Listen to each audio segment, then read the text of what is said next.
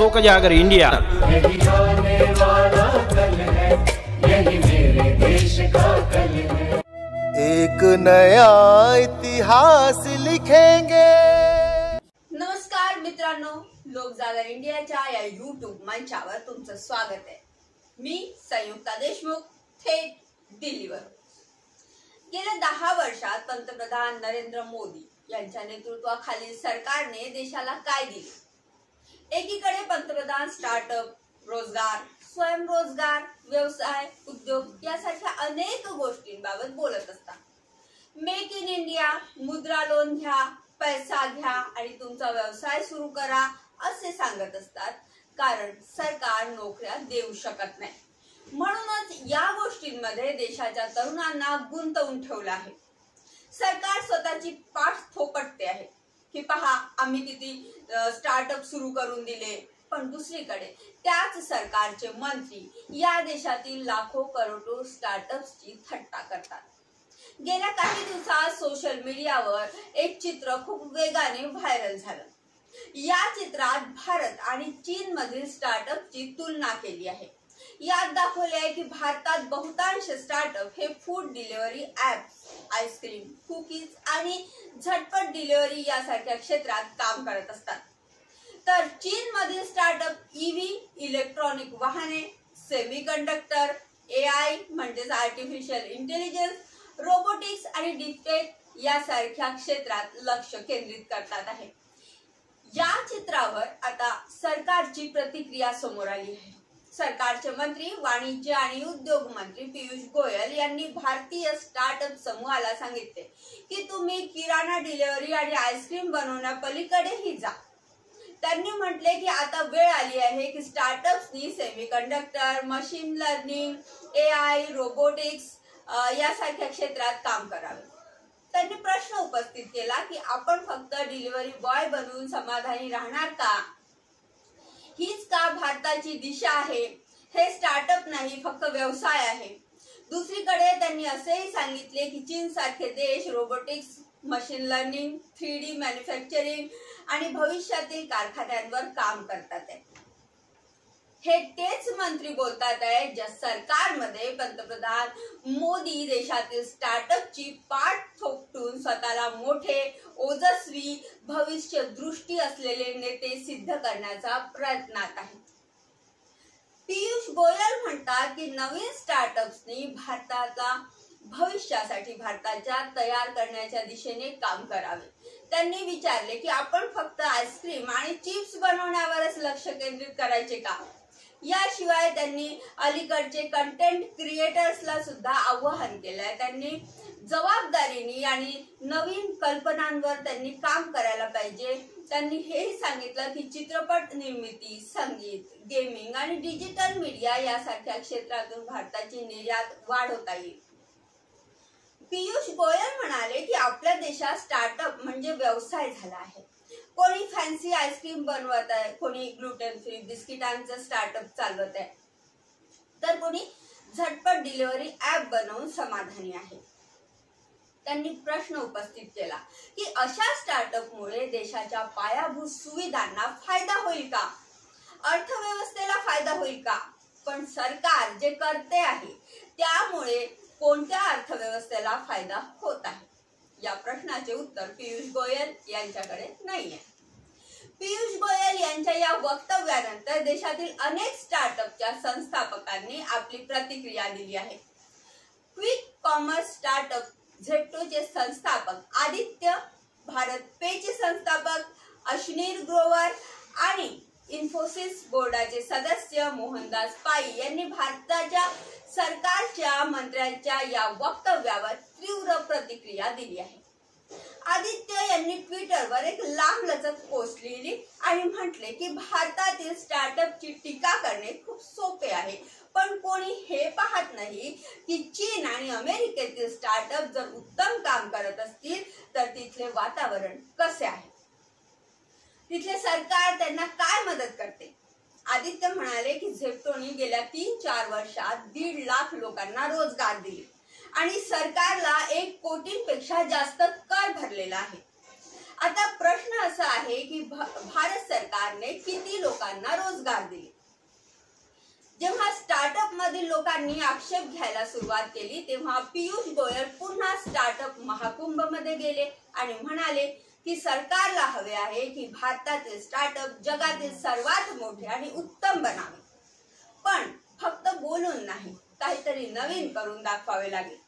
पीयूष गोयल म्हणाले की त्यांचा सल्ला आहे की आता संशोधनावर लक्ष केंद्रित करावे, तरच आपण भविष्यातील आव्हानांचा सामना करू शकू. या प्रकरणात इन्फोसिसचे माजी सीईओ मोहनदास पाई यांनीही तीव्र आक्षेप घेतला. त्यांनी म्हटले की मंत्रीजी स्टार्टअपच्या समस्या दूर करा. त्यांनी हेही सांगितले की भारताने आपले इकोसिस्टम वाढवण्यासाठी पुरेशा संधी द्याव्यात, पण त्या मिळत नाही. भारत आणि चीनला मिळालेल्या निधीविषयी त्यांनी प्रश्न उपस्थित केला. भारताला चीनच्या तुलनेत 1/4 निधीही मिळत नाही आणि अशा परिस्थितीत तुम्ही म्हणता की स्टार्टअप हे करत नाही, ते करत नाही. तुम्ही स्टार्टअपचा जुमला सोडला आणि लोक स्वतःहून पैसे गोळा करत आहेत, आपला व्यवसाय करत आहे, त्यातून पैसे कमवत आहे. सरकार काय करते? अर्थमंत्री निर्मला सीतारामन यांच्या स्टार्टअप मधूनच पैसे कमवत आहेत, कर घेत आहेत. कर माफ करा, काही वर्षे टॅक्स फ्री करा, मदत करा आणि मग प्रश्न विचारा. पण मदत करण्याआधीच प्रश्न विचारणे हे कदाचित पीयूष गोयल विसरले असतील की स्टार्टअप करणे किती मेहनतीचे काम आहे ते. राजकारण करणं सोपं आहे, भाषणे देणे सोपे आहे, पण स्टार्टअप चालवणे, पैसे गोळा करणे, कमाई करणे आणि लोकांना रोजगार देणे हे तितकेच मोठे आणि कठीण काम आहे. पंतप्रधान नरेंद्र मोदी यांच्या नेतृत्वाखालील सरकारने गेल्या 10 वर्षात स्टार्टअप आणि स्वयंरोजगारला प्रोत्साहन देण्यासाठी अनेक योजना केल्या, जसे की मेक इन इंडिया, मुद्रा लोन इत्यादी. सरकारचा दावा आहे की या योजनांमुळे अनेक स्टार्टअप सुरू झाले आणि तरुणांना रोजगाराच्या संधी उपलब्ध झाल्या. मात्र वाणिज्य आणि उद्योग मंत्री पीयूष गोयल यांच्या अलीकडील वक्तव्याने या दाव्यांवर प्रश्नचिन्ह निर्माण केला आहे.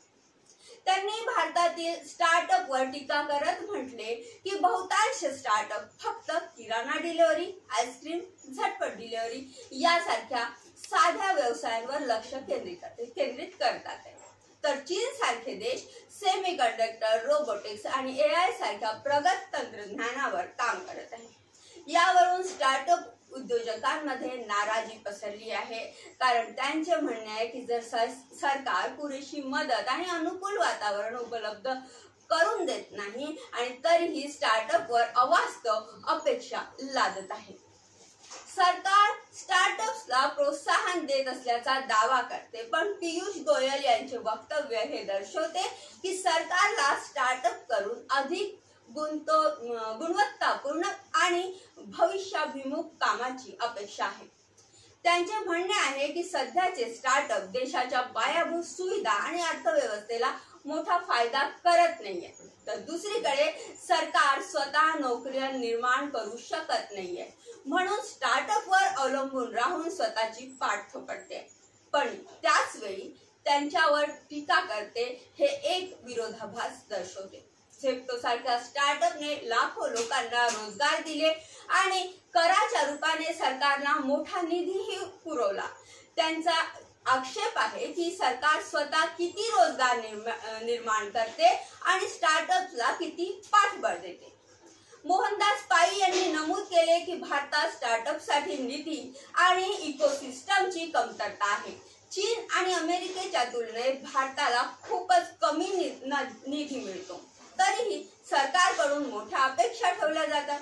भारतातील स्टार्टअप्स मुख्यतः सेवा आधारित क्षेत्रात, फूड डिलिव्हरी आणि ई-कॉमर्स कार्यरत आहे, कारण येथील बाजारपेठ आणि ग्राहकांची गरज त्याच दिशेने आहे. प्रगत तंत्रज्ञानावर आधारित स्टार्टअपसाठी संशोधन निधी आणि पायाभूत सुविधांची गरज असते, जे भारतात अजूनही अपुरे आहे. सरकारने स्टार्टअप्सला टॅक्स सवलती, निधी आणि संशोधनासाठी प्रोत्साहन दिल्यास प्रगत क्षेत्रात प्रगती शक्य आहे, परंतु सध्या स्टार्टअपच्या स्वतःच्या मेहनतीवर आणि मर्यादित संसाधनांवर ते स्टार्टअप चालतात आहे. पियुष गोयल यांचे वक्तव्य स्टार्टअपसाठी एक आव्हान आहे, पण त्याच वेळी सरकारची जबाबदारी ही अधोरेखित करते. स्टार्टअप्सला फक्त टीका करून चालणार नाही, त्यांना प्रगत तंत्रज्ञानात पुढे जाण्यासाठीही सरकारने ठोस पावले उचलणे गरजेचे आहे.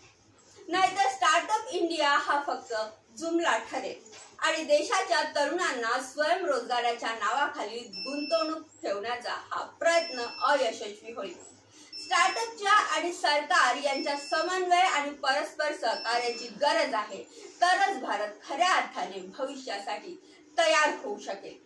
मंत्र्यांची एकंदर भूमिका पाहिली तर असेच म्हणावे लागेल, वेळ नाही बरी, छंद नाही बरा, चंद्र वाटे तिला चायनाचाच खरा. आजच्यासाठी एवढेच. परत भेटू एका नव्या विषयासोबत. तोपर्यंत पाहत रहा लोकजागर इंडिया.